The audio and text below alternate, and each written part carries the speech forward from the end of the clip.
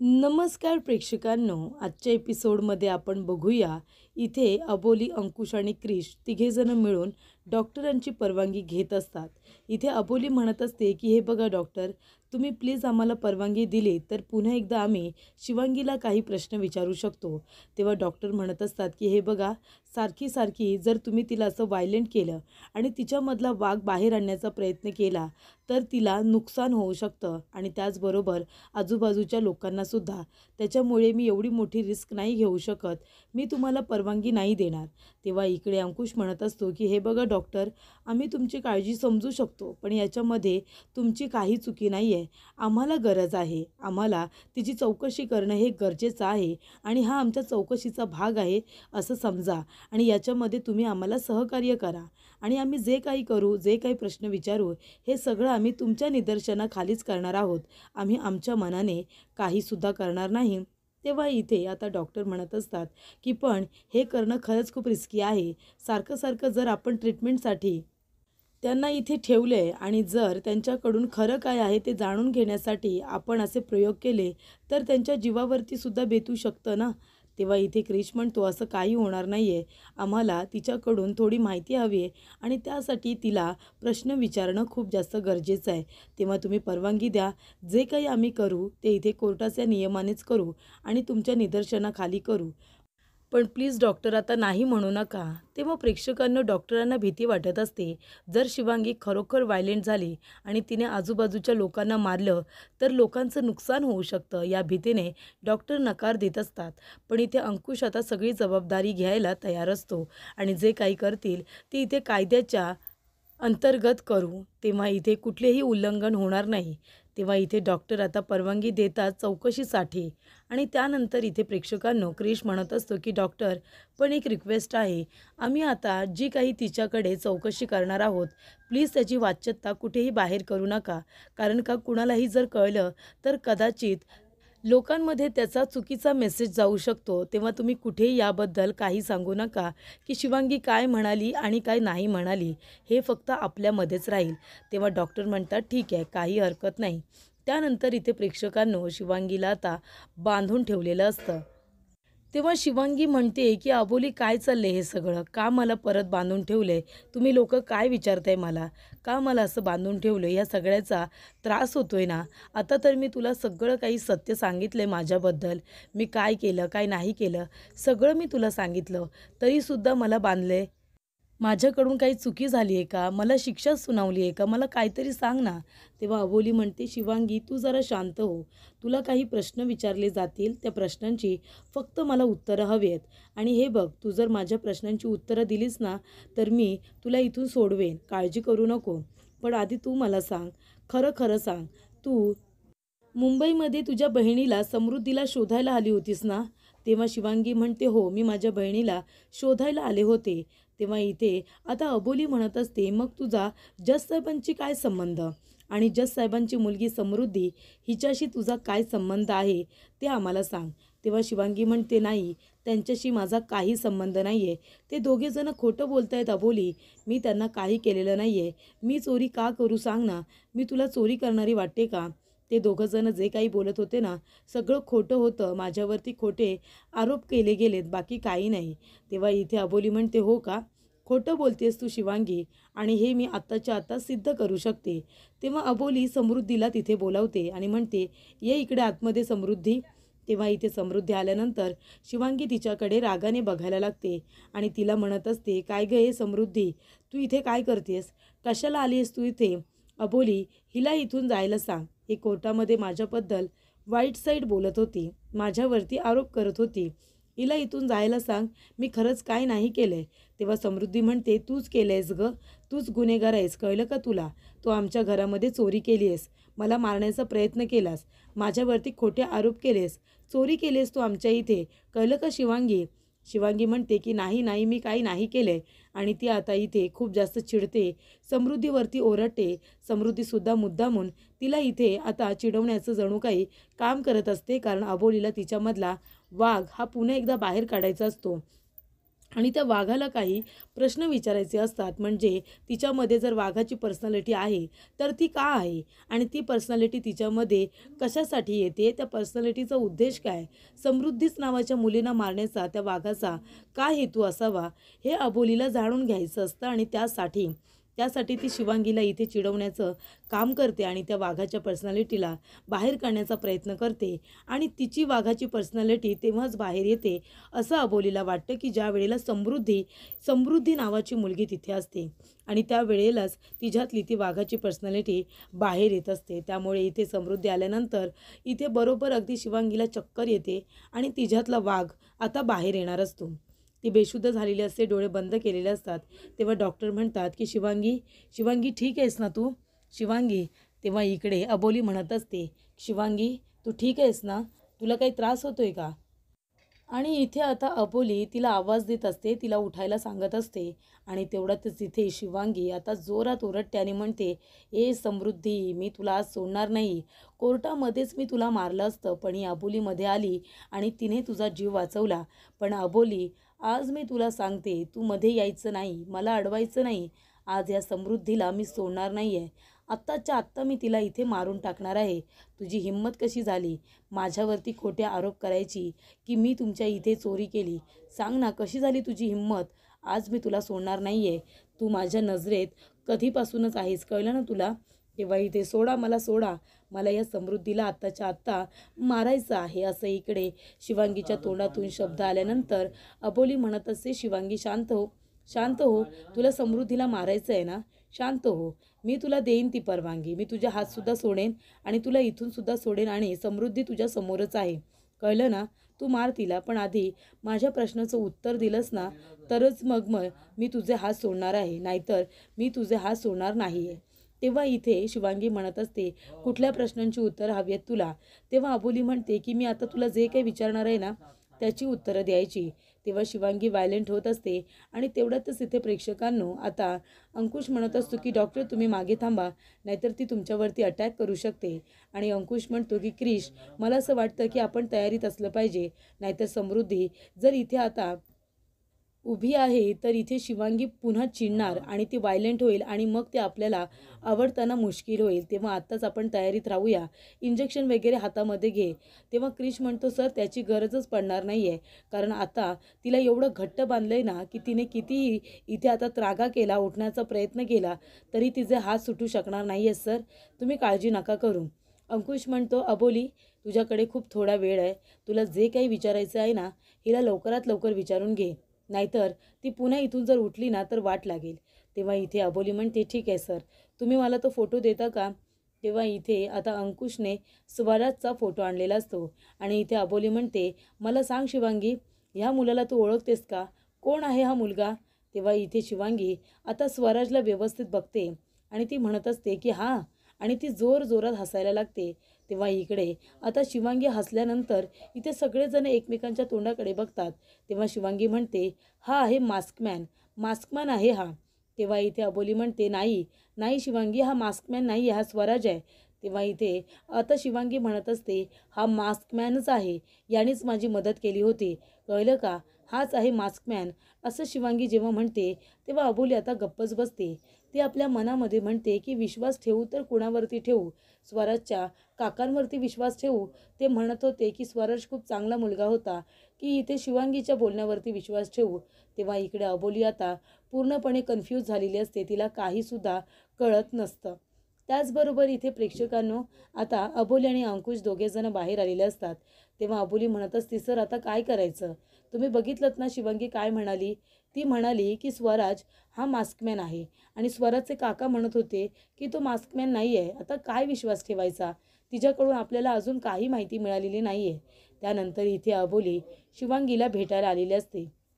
Doctor म्हणतात की ती बरी आहे, फक्त तिला ॲनेस्थेशिया दिला होता, त्याच्यामुळे तिला थोडीशी भुरळ आली आणि त्यामुळे शुद्धीवरती यायला थोडासा वेळ जाणार आहे. तेव्हा इथे आता शिवांगी शुद्धीवरती आल्यानंतर अबोली तिथे येते तिला भेटायला आणि विचारते तू ठीक आहेस ना. तेव्हा शिवांगी म्हणते हो मी ठीक आहे, पण अबोली सगळं काही ठीक आहे ना, मी काही चुकीचं केलं आहे का, तुम्ही कुणीच मला काही सांगत का नाही. हे बघ मी जर चुकीचं वागले असेल तर तू प्लीज मला सांग ना. तेव्हा अबोली म्हणते असं काही नाही आहे. हे बघ शिवांगी, मी तुला फक्त आता एवढंच सांगेन, बाकी कसलाही विचार तू करू नकोस. आधी जे काही घडलं ना ते सगळं आता विसरून जा आणि आयुष्याला नव्याने सुरुवात कर. नवाने हे आयुष्य तू बघ. आता पुन्हा मागे जाऊ नकोस आणि आता बरी झालीस ना की मग आपण डॉक्टरांकडून तुझं सर्टिफिकेट घेऊया आणि ते आपण कोर्टामध्ये सबमिट करूया. नंतर तू तुझं आयुष्य आनंदाने जगायला मोकळी होशील. ठीक आहे? आता तू आराम कर. अंकुश सर माझी वाट बघतायत, मला सुद्धा आता जावं लागणार आहे. तुझ्यासाठी रात्रीचा डबा मी पाठवून देणार आहे. ठीक आहे? तेव्हा इथे शिवांगी म्हणते ठीक आहे चालेल. त्यानंतरला इथे अबोली जात असताना शिवांगी म्हणते की अबोली तू ठीक आहेस ना पण? तेव्हा अबोली म्हणते हो मी ठीक आहे, मला काय झाले. तेव्हा इकडे शिवांगी म्हणत असते नाही काही नाही, मी तुझा गळा दाबला होता ना कोर्टामध्ये, तुला झटका लागला असेल म्हणून मी विचारलं, तुझी मान ठीक आहे ना, तुला काही त्रास तर होत नाही आहे ना. तेव्हा इथे अबोली आता जात असताना पुन्हा ती थांबते आणि तिला आठवतं डॉक्टर म्हणालेले असतात की ज्या वेळेला शिवांगीमधली इथे वाघाची पर्सनॅलिटी ॲक्टिवेट होते त्याच्यानंतरला तिची आधीची शिवांगी नावाची जी पर्सनॅलिटी आहे जी खूप साधी भोळी आहे ती इथे जणू काही बेशुद्ध झालेली असते. म्हणजे हा वाघ जे काही करतोय ना, सेकंड पर्सनॅलिटी जी वाघाची आहे ती जी काही करते ते अबोली शिवांगीच्या काहीसुद्धा लक्षात राहत नाही असं डॉक्टर म्हणालेले असतात. तेव्हा इथे अबोली आहे, त्यांनी म्हणते शिवांगी काय म्हणालीस तू आता? तेव्हा शिवांगी म्हणते काय म्हणाले मी? तेव्हा इथे अबोली म्हणते तू मला विचारलंस ना की मी तुझा गळा दाबल्यानंतर तुला झटका लागला, तुझी मान कशी आहे असं तू विचारलंस ना. तेव्हा शिवांगी म्हणते हो का, मी असं विचारलं. तेव्हा अबोली म्हणते शिवांगी, ज्या वेळेला तू माझा गळा दाबलास त्यावेळेला तू कोर्टामध्ये वाघ होतीस आणि तू नंतरला बेशुद्धसुद्धा झाली होतीस, बरोबर ना? आणि कोर्टामध्ये जे काही घडलं त्याबद्दल मी, अंकुश सर किंवा क्रिश डॉक्टर तुला कुणीही काहीच सांगितलेलं नाही आहे. मग जर तुला जे काही घडलेलं आहे ते आठवतच नाही तर तुला हे कसं काय आठवलं की तू माझा गळा दाबला होतास कोर्टामध्ये? तेव्हा इथे शिवांगी म्हणते हो का, नाही कुणीतरी ना बाहेर बोलत होतं की कोर्टामध्ये मी तुझा गळा दाबला होता, मी खूपच जास्त व्हायलेंट झाले होते, असं कुणीतरी बोलत होतं. ते शब्द माझ्या कानावरती पडले तेव्हा मला वाईट वाटलं की मी अबोलीचा गळा दाबला म्हणून तुला झटका लागला नाही ना, चमकलं नाही ना, असं मी तुला विचारलं, बाकी काही नाही. तेव्हा इथे अबोली म्हणते बरं बरं ठीक आहे, तू नको एवढा विचार करू, मला काही त्रास झालेला नाही आहे, तू आता आराम कर. त्यानंतर इथे अबोली प्रेक्षकांनो आता विचार करत असते. ती म्हणत असते की नाही नाही, शिवांगी जे काही बोलते ते मला खरं वाटत नाही आहे, नक्कीच तिच्या बोलण्यामध्ये काहीतरी खोटेपणा आहे.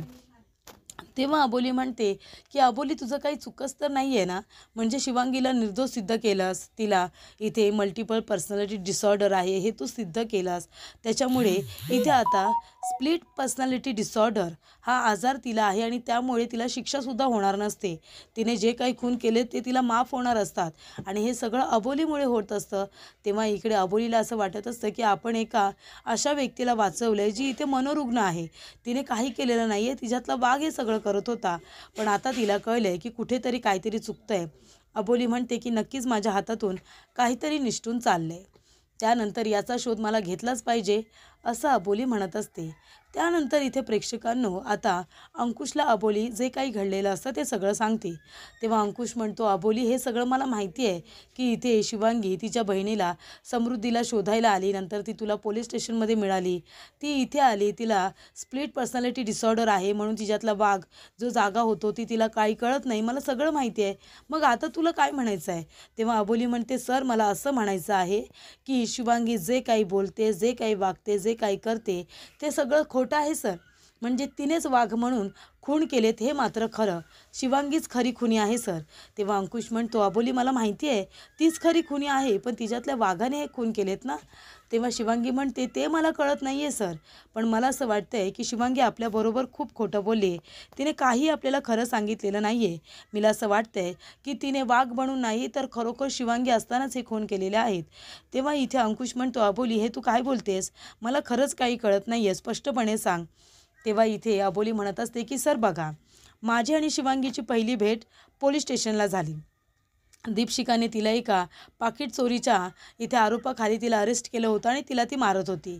त्यावेळेला मला शिवांगी खूपच जास्त चांगली वाटली आणि मी तिला दीपशिकाच्या तावडीतून वाचवलं.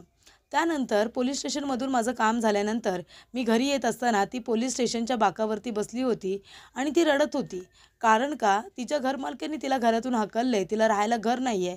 म्हणून मी तिला आपल्या चाळीमध्ये घेऊन आले आणि मी तिला चाळीतलं घर देणार होते, ते दीपशिकाने घेतलं. दीपशिकाने घर घेतल्यानंतर तिला दुसरीकडे राहायला जागा नव्हती, म्हणून मी तिला आपल्या घरामध्ये ठेवून घेतली आणि त्यावेळेला ती खूपच जास्त छान वागत होती सर. म्हणून मला असं वाटत होतं की ते खून शिवांगीने केलेले नाही आहे, तर तिच्यातल्या वाघाने केले असावेत. पण आता असं मला वाटतंय सर ती खोटं बोलते. म्हणजे बघा ना सर, ज्या वेळेला इथे शिवांगीला आपण रंगेहात पकडलं तेव्हा इकडे तिच्या तोंडाला रक्त लागलं होतं. तेव्हा अंकुश म्हणतो मला पण हेच बोलायचं आहे. तिच्या तोंडाला जे रक्त लागलं होतं ते रक्त आणि त्या मुलीचे सॅम्पल हे मॅचसुद्धा झाले होते.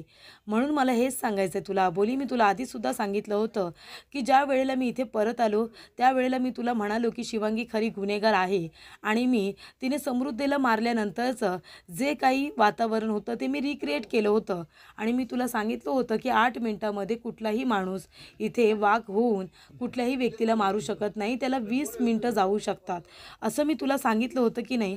तेव्हा अबोली म्हणते हो सर. आणि अजून एक गोष्ट म्हणजे शिवांगी माझी चौकशी करत होती. ती म्हणत होती की अबोली तुझा गळा ठीक आहे ना, मी तुझ्या गळ्याला दाबलं, तुला झटका बसला, चमक तर आली नाही ना, तू बरी आहेस ना, असं सुद्धा तिने मला विचारलं. मग सर मला हे म्हणायचं आहे, जर शिवांगी वाघ झाल्यानंतर आधीचं सगळं विसरते, तिच्या काहीच लक्षात राहत नाही, मग तिला हे कसं लक्षात राहिलं की तिने माझा गळा दाबला होता आणि ती माझ्या गळ्याची आता चौकशी करत होती. तेव्हा इथे अबोली म्हणते सर त्यावेळेला जर ती वाघ होती आणि आपल्यापैकी तिला जर आपण कुणी काहीच सांगितलेलं नाही आहे, तर मग तिला कळलं कसं की तिने माझा गळा दाबला होता. आणि त्यानंतर सर मी डॉक्टरांनासुद्धा भेटले.